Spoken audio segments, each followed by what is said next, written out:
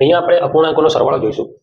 અપૂર્ણાંકોનો સરવાળોમાં આપણે પહેલા જોઈએ તો બંને છેદમાં સરખા નંબર છે, બરાબર છે. આમાં આના છેદમાં બી 4 છે અને આના છેદમાં બી 4 છે. તો એ ટાઈપના અપૂર્ણાંક હોય તો આ રીતે સરવાળો થાય. નીચે જે બી છેદ હોય એ લખી દેવાનું, એમને 4 લખી દેવાના અને ઉપરના પદનો મતલબ અંશનો સરવાળો થશે.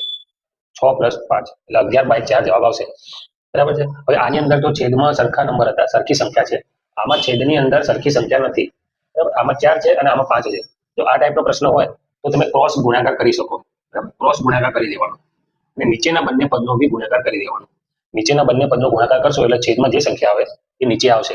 હવે 4 × 5, 4 × 5 નીચેના છેદમાં જે સંખ્યા છે એ, અને ઉપરના પદમાં આના અંશ સાથે આના છેદનો ગુણાકાર 3 × 5 પ્લસ આની સાથે આનો ગુણાકાર 4 × 4, બરાબર. તો આનો જવાબ આવશે 15 + 16/20 એટલે 31/20 જવાબ આવશે, બરાબર છે. પછી આ ટાઈપનો પ્રશ્ન હોય તો આમાં નીચેના બંને છેદ તમે જુઓ તો આનું આપણે આ રીતે બી કરી શકાય.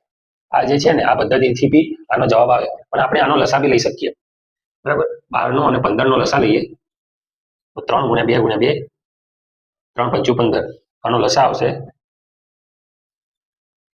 60 લસા આવશે, બરાબર. તો નીચે છેદમાં જે લસા આવ્યો હોય એ લસા લખી દેવાનો 60. હવે જે આ લસા છે એને 12 વડે ભાગવાના, બરાબર. અહીંયા જે પદ મેળવાનું આવે ને એને 12 વડે ભાગવાના, તો કેટલા આવે? 12 × 5 = 60, તો અહીંયા 5 આવશે પ્લસ આ 15 વડે ભાગવાના, અહીંયા તો 4 આવશે, બરાબર. તો આનો જવાબ આવશે 9/60. હવે 3 પદ આપેલા હોય, આમાં 2 પદ છે, આમાં 3 પદ છે, બરાબર. તો 3 પદ આપેલા હોય તો એમનો સરવાળો કઈ રીતે કરવાનો? તો એમનો સરવાળોમાં બી સિમ્પલ છે.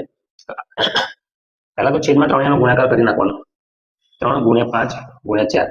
તો અહીંયા જે પદ મેળવાનું આવે, અહીંયા જે પદ મેળવાનું આવે એ આ બંનેનો ગુણાકાર કરવાનો, બરાબર. અને એને આની સાથે ગુણાકાર કરવાનો ક્રોસમાં, બરાબર. એટલે અહીંયા શું આવશે? 2 × 5 × 4 પ્લસ બીજા નંબરના પદની અંદર આનો આ બંનેનો ગુણાકાર થશે, બરાબર. આ બંનેનો ગુણાકાર થશે અને એનો આની સાથે ગુણાકાર થશે એટલે 3 × 4 × 4.